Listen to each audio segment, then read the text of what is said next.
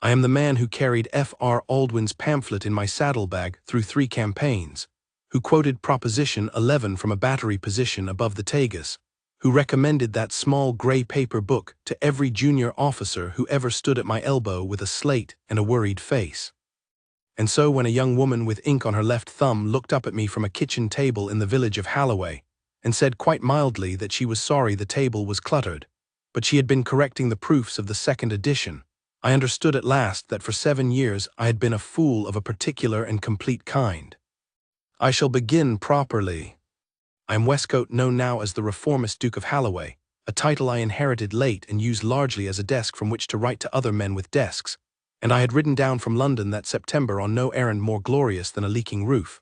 Halloway Park had been let for years to a banking family who had departed, very civilly, leaving a list of small ruinations, the orangery glass, the dovecote, and the village school whose timbers had begun to bow inward. I meant to look at all 3 and return to my committee on Tuesday. The vicar, Mr. Aldwyn, met me at the Lich Gate, a thin, white-headed man with the careful spectacles of a scholar. He apologized for not coming up to the house. He had been confined a fortnight by what he called a stubborn lung. His daughter, he said, had been keeping the registers for him and would walk me to the schoolhouse herself. She came out of the vicarage with a black bonnet in her hand and a roll of paper under her arm, and curtsied with the brevity of a woman who has more to do than greet strangers. She was perhaps 18-20, brown hair very plainly bound, a grey morning gown that had been turned at the cuffs, the kind of face that one does not at once call beautiful and then half an hour later cannot remember not finding so.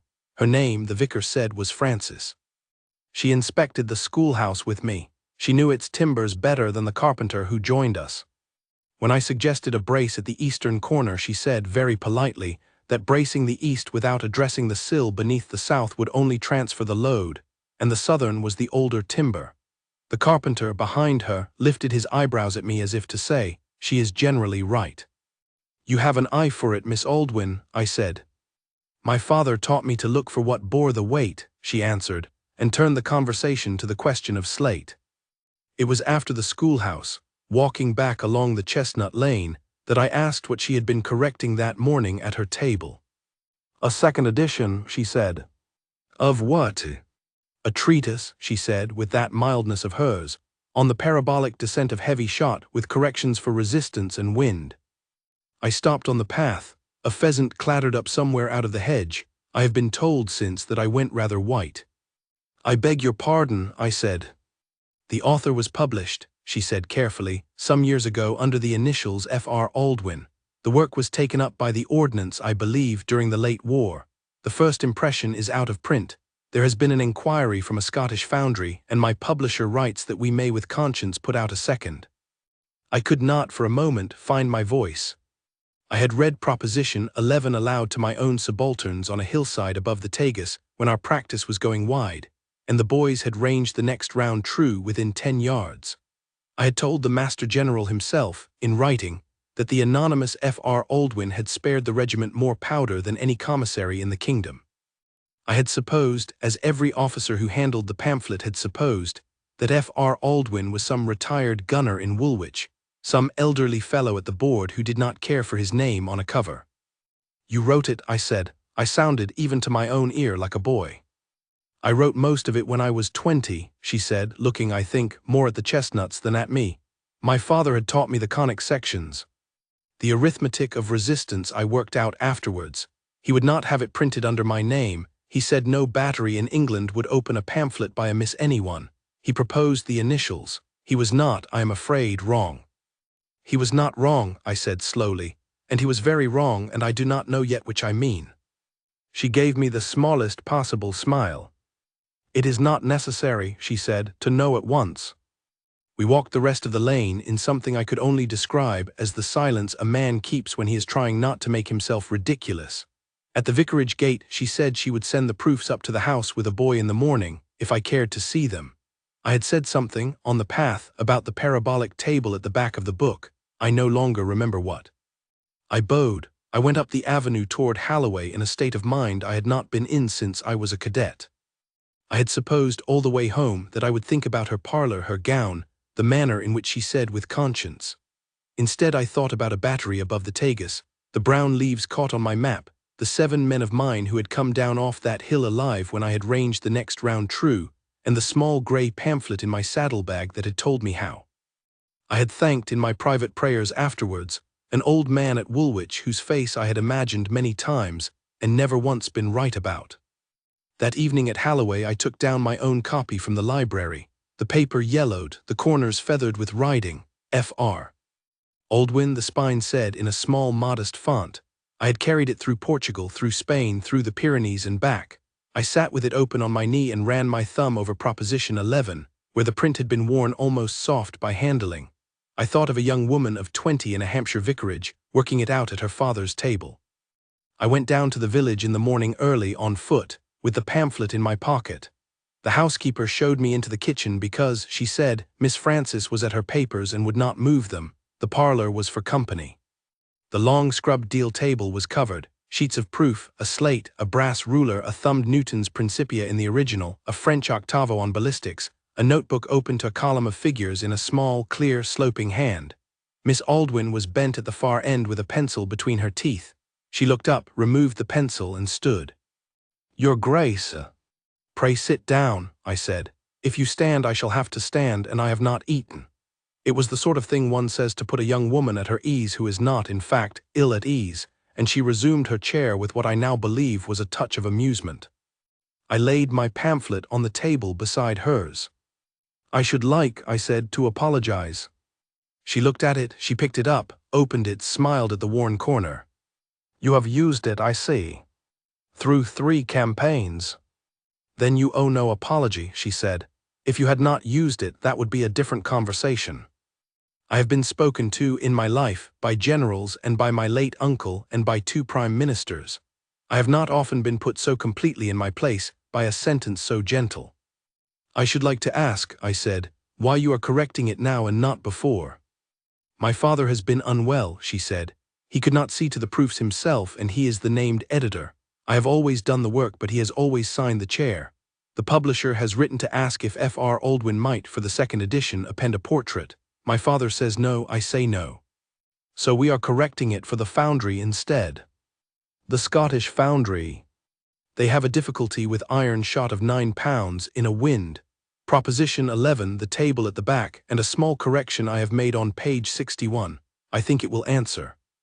"It will answer," I said. "Miss Aldwyn Frances, may I sit?" She gestured at the chair across from her. The housekeeper, with the unobtrusive instinct of all good housekeepers, set down a pot of tea between us and went out. I sat there an hour. We did not speak much of London and not at all of myself. We spoke of the 2nd edition.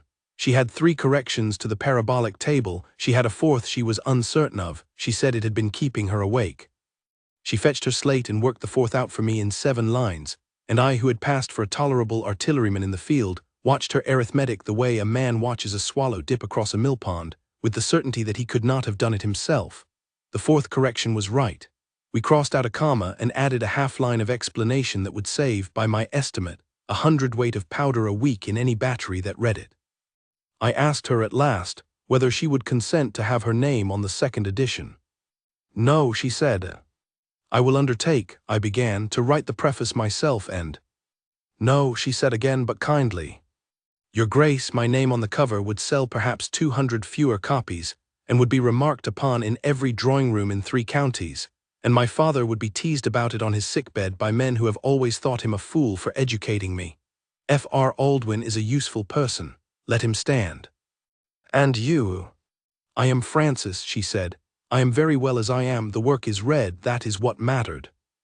I did not press her. I have learned since that one does not press her. I asked instead if she would permit me to write to the Master General privately with the truth. "Privately," she said, and inclined her head. "Yes." I rode back up to the house. I wrote the letter that afternoon and sealed it. I wrote a 2nd note to my steward, that the school's southern sill be replaced as Miss Aldwyn had advised, and the carpenter paid her price, not mine.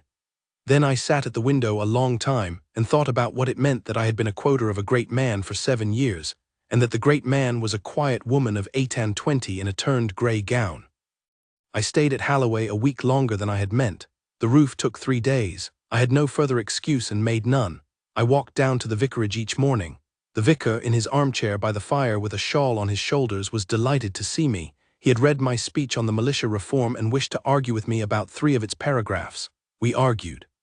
Frances, at the long deal table, listened with the half-smile of a woman who has heard both sides of the argument already and inclines, gently, toward her father's. On the 4th morning the vicar fell asleep in his chair. Frances put her finger to her lips and beckoned me out into the kitchen garden. We walked among the late beans. She had a basket on her arm. "He has been better since you came," she said.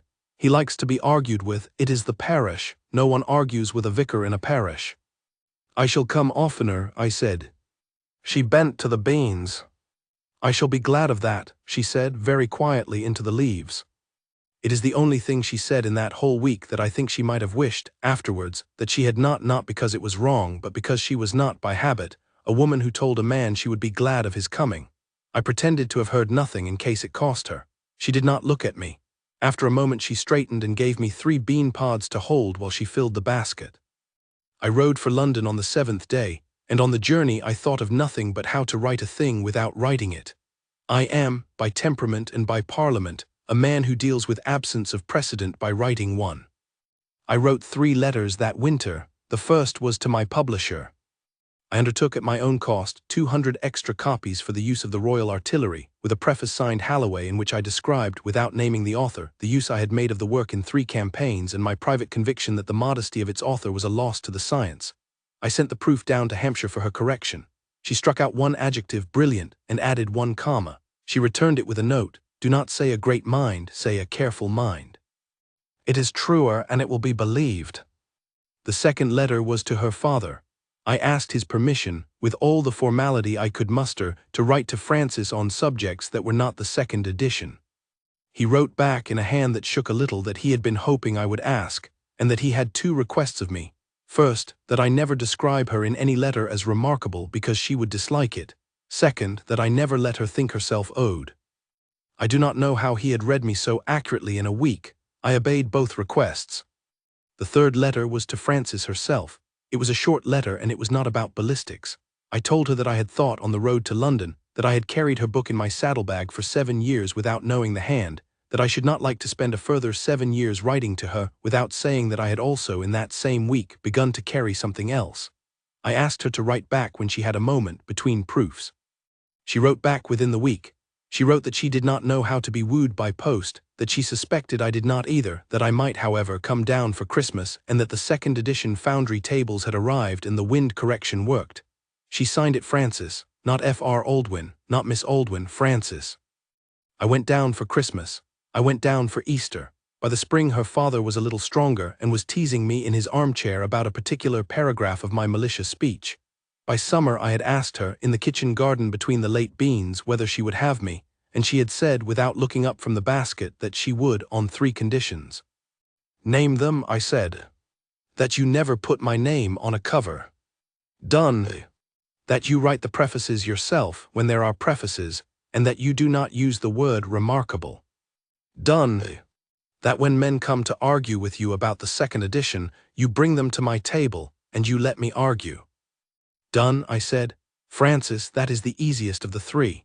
You shall have a long deal table at Halloway in a south-facing room with 2 windows and a brass ruler, and the housekeeper instructed to bring tea every 2 hours, and any man who comes from the ordnance shall come into that room or not be received." She gave me, then, the smile I had been hoping for all summer. On those terms, she said, yes. We were married very quietly in the chestnut-shadowed church at Halloway in the autumn, a year, almost to the day, from the morning I had stood with her by the school's bowed sill. Her father read the service from his armchair with the curate at his elbow to spare his lung. There were no London papers. There was no Mayfair sneer to humble. There were no relatives to silence.